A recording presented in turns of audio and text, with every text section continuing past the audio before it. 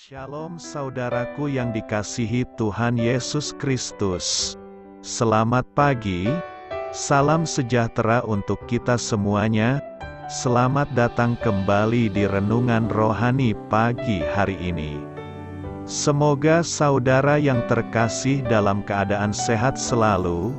Kiranya damai dan sukacita Roh Kudus melimpah di dalam hati dan pikiran saudara saat ini.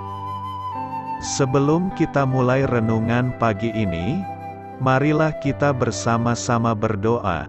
Tuhan Yesus, terima kasih sudah membangunkanku pagi hari ini. Terima kasih atas penyertaan dan perlindungan Tuhan. Semua karena karunia Tuhan aku dapat bangun dengan pagi hari ini. Aku menyerahkan seluruh aktivitasku hari ini ke dalam kuasa tangan Tuhan. Jauhkanku dari yang jahat, ya Tuhan. Tuhan Yesus, tolong lindungi dan berkati aktivitasku hari ini. Tolong berkati juga keluarga dan teman-temanku, Bapa Surgawi, oleh karya Roh Kudus. Tolonglah aku untuk menjauhi segala sesuatu yang melukai hati-Mu. Ampunilah segala dosa kami, ya Tuhan. Dalam nama Tuhan Yesus, aku sudah berdoa. Amin.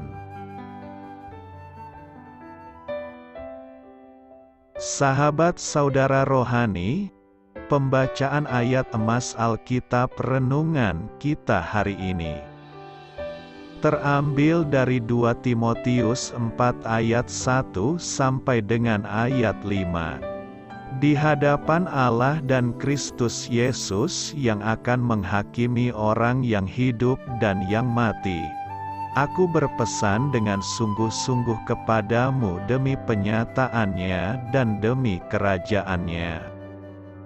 Beritakanlah firman. Siap sedialah baik atau tidak baik waktunya. Nyatakanlah apa yang salah. Tegurlah dan nasihatilah dengan segala kesabaran dan pengajaran. Karena akan datang waktunya, orang tidak dapat lagi menerima ajaran sehat, tetapi mereka akan mengumpulkan guru-guru menurut kehendaknya untuk memuaskan keinginan telinganya. Mereka akan memalingkan telinganya dari kebenaran dan membukanya bagi dongeng. Tetapi kuasailah dirimu dalam segala hal, sabarlah menderita, lakukanlah pekerjaan pemberita Injil dan tunaikanlah tugas pelayananmu. 2 Timotius 4 ayat 1 sampai dengan ayat 5. Inti dari ayat emas renungan kita adalah: lakukanlah pekerjaan pemberita Injil. Mari kita mulai renungan pagi kita. Topik renungan kita hari ini adalah raihlah peluang yang ada. Ditulis oleh Po Fang Chia. Mari kita mulai kisah inspiratif. Sambil menunggu masa perkuliahan dimulai, Xin Yi yang berusia 20 tahun memutuskan untuk mengisi 3 bulan waktu liburannya dengan melayani bersama suatu lembaga misi kaum muda.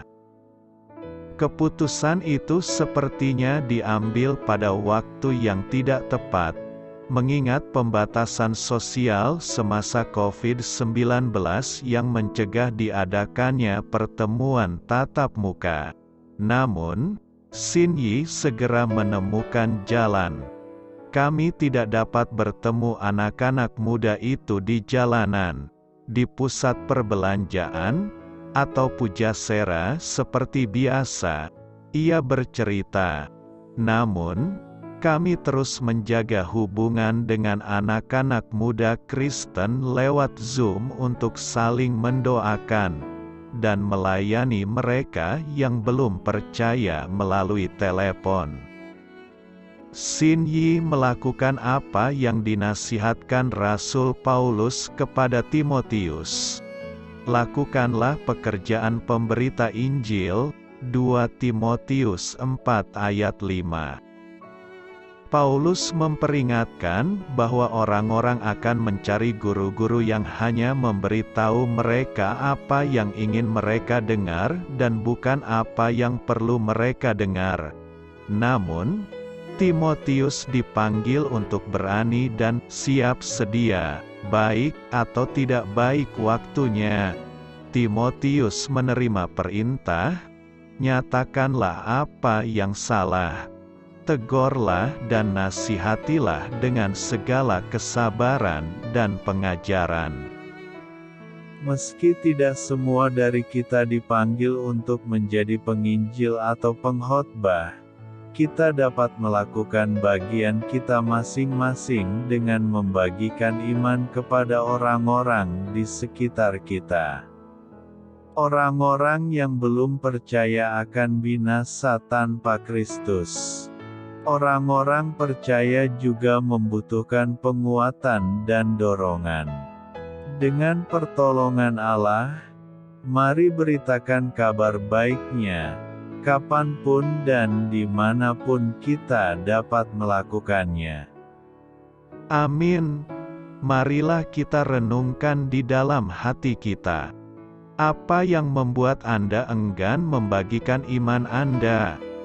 Bagaimana ingatan bahwa Yesus akan datang kembali dapat menolong Anda mengatasi keengganan tersebut? Hal ini patut kamu ketahui. Kata kunci memahami teks hari ini adalah, kuasailah dirimu. Kemampuan menguasai diri akan melahirkan tidaan sabar menderita, memberitakan Injil dan menunaikan tugas pelayanan. Ketidakmampuan menguasai diri akan menghancurkan tindakan tadi. Itu sebab Paulus menasihatkan Timotius untuk menguasai dirinya dalam segala hal. Dalam terjemahan literalnya, frase kuasailah dirimu berarti tahanlah dirimu dari anggur. Tentu saja maksudnya adalah menjaga diri dengan sungguh-sungguh dari pesona nilai-nilai dunia yang dapat menyesatkan Timotius dari kebenaran firman Tuhan. Apalagi jika dikemas dengan label ajaran Kristen. Kita harus akui bahwa yang paling sulit dilakukan adalah menguasai diri dan bersabar ketika berada dalam situasi sulit. Menguasai diri tercakup dalam hal keinginan, emosi, respons terhadap keadaan yang tak sesuai harapan, dan sebagainya. Walau sulit, tetapi itulah yang dipesankan Paulus kepada Timotius, dan tentu bagi kita semua, agar kita dapat kendalikan diri dalam segala hal. Penguasaan diri penting sebagai karakter kita, dan pada akhirnya hal itu merupakan daya tarik yang amat kuat untuk membuat Tuhan Yesus dikenal melalui hidup kita. Dalam pesan Paulus kepada Timotius sebagai pemberita Injil dan dalam menunaikan pelayanan, maka penguasaan diri begitu penting. Paulus berpesan kepada Timotius agar menguasai dirinya dan sabar dalam penderitaan. Mengapa? Karena ternyata menguasai diri itu tidak mudah. Musuh terbesar dalam hidup kita adalah diri sendiri. Ketakutan, keraguan, kemustahilan, itu semua adalah area dalam diri sendiri. Oleh sebab itu ketika kita bisa menguasai diri sendiri, pastilah bisa menguasai orang-orang bahkan lingkungan di sekitar diri kita. Menguasai diri bukan hanya sekedar mengatur diri dalam rutinitas yang terjadwal, melainkan lebih dari itu, menguasai diri adalah menahan diri dari pencobaan-pencobaan dengan tetap melakukan kebenaran Tuhan. Oleh sebab itu perlu penyertaan Tuhan agar kita dapat menguasai diri. Timotius menghadapi banyak sekali pencobaan saat itu. Salah satunya adalah tantangan dalam hal memberitakan Injil. Injil murni harus diberitakan walaupun dalam keadaan yang tidak baik atau menyenangkan. Injil murni harus diberitakan walaupun beritanya keras dan tidak mengenakan telinga. Injil murni harus diberitakan walaupun tidak populer atau tidak disukai. Jika kita lihat keadaan saat itu, sesungguhnya tidak jauh berbeda dengan keadaan sekarang. Hanya bedanya adalah seringkali para hamba Tuhan tidak bisa menguasai dirinya. Mereka berkhotbah tidak lagi dalam kemurnian Injil. Mereka memberitakan Injil tetapi yang hanya enak didengar. Isinya berkat dan kemakmuran melulu. Mereka takut menyatakan kesalahan jemaatnya berdasarkan firman Tuhan, malah seringkali menakuti jemaat supaya rajin memberi persembahan, supaya lebih terkenal dan populer. Lebih banyak waktu untuk update status media sosial daripada mencari kebenaran Tuhan. Dengan demikian, fokus bukan kepada kehendak Tuhan lagi, melainkan sudah kedagingannya seperti ingin terkenal, ingin populer, ingin jadwal pelayanan yang padat, ingin fasilitas pelayanan seperti mobil, apartemen, gedung gereja yang wah, ingin jabatan yang tinggi. Padahal untuk apa menjadi populer di hadapan manusia tetapi ditolak Tuhan? Apa manfaat dari penguasaan diri? Penguasaan diri akan membentuk kita menjadi pribadi yang lebih dewasa. Dengan penguasaan diri, kita tidak akan mudah terbawa arus dosa duniawi. Dengan memiliki karakter ini, kita akan semakin serupa dengan Juru Selamat kita, Yesus Kristus. Kita harus bisa menguasai diri dalam hal apa? Ada beberapa hal penting yang harus kita kuasai diri, yakni: pertama, menguasai pikiran. Jika kita tidak bisa menguasai pikiran kita, maka tindakan kita pun tidak bisa dikuasai pula.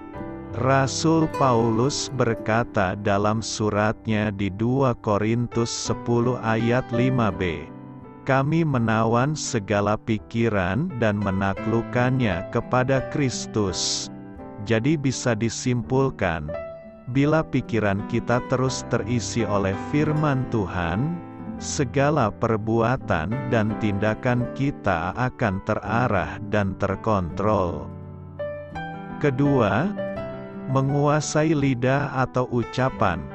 Amsal 21 ayat 23 mengatakan, "Siapa memelihara mulut dan lidahnya, memelihara diri daripada kesukaran."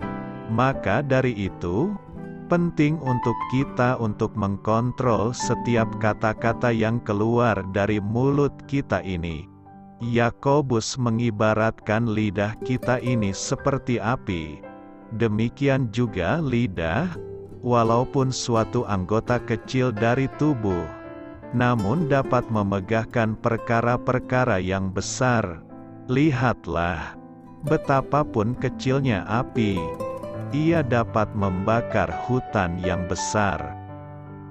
Kenyataannya, banyak sekali masalah yang datang karena perkataan yang kita keluarkan.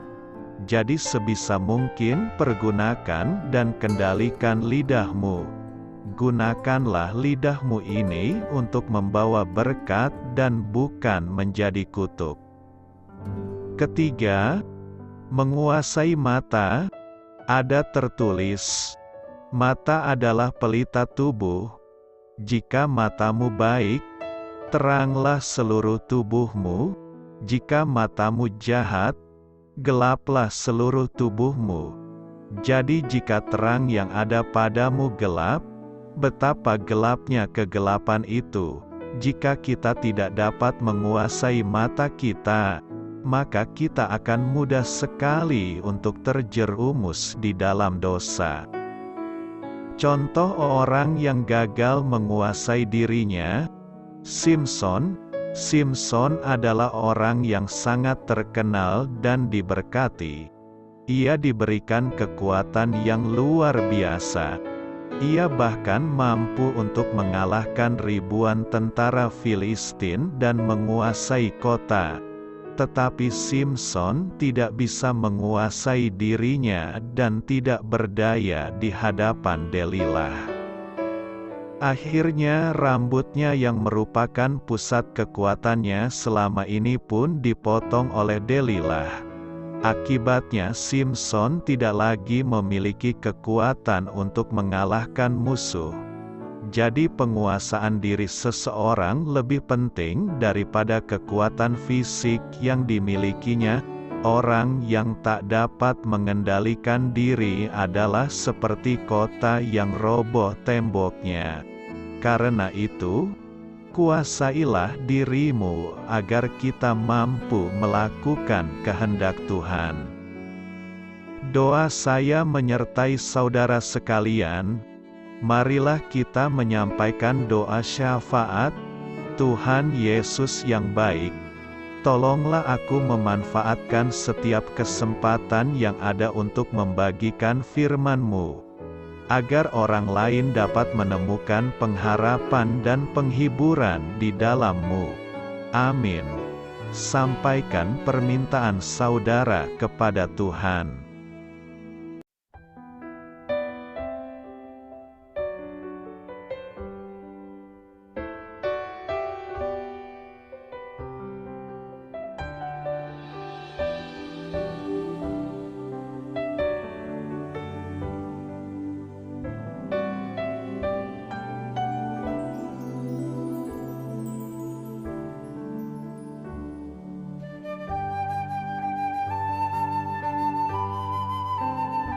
Marilah kita renungkan sahabat saudara rohani. Demikianlah renungan firman Tuhan pagi hari ini. Semoga menjadi berkat dalam hidup kita. Dan sebelum kita memulai segala aktivitas kita pagi hari ini, marilah kita berdoa. Selamat pagi Bapa, malam hari telah berganti pagi. Kehidupan baru telah Engkau berikan kembali bagi kami. Bapa Surgawi, tolonglah aku menyadari kebutuhan orang lain, supaya aku dapat membagikan apa yang telah Engkau berikan kepadaku. Pada saat aku membutuhkan, berilah aku keyakinan bahwa Engkau akan mencukupkanku, melalui orang-orang yang mengasihi-Mu, bukan karena kami pantas atau layak, namun karena kasih karunia-Mu kami boleh ada, sebagaimana kami ada di pagi hari ini. Terima kasih Tuhan, atas kesempatan baru yang telah Tuhan berikan kepada kami, untuk bisa memperbaiki diri agar kami bisa lebih layak di hadapan-Mu. Hari ini kami serahkan semua perkara dan kesulitan yang akan kami lalui ke dalam tangan-Mu. Biarkanlah kami bisa memuliakan-Mu dalam segala aktivitas yang akan kami lakukan. Amin. Biarlah firman Tuhan menjadi pengingat untuk kita semua, bahwa tuntunan dari Roh Kudus akan selalu memberi jalan keluar bagi setiap permasalahan hidup kita, dan memberi kedamaian di hati kita. Sampai jumpa di renungan pagi saudara rohani berikutnya. Kiranya Tuhan selalu memberkati saudara semua hari ini. Amin. Shalom.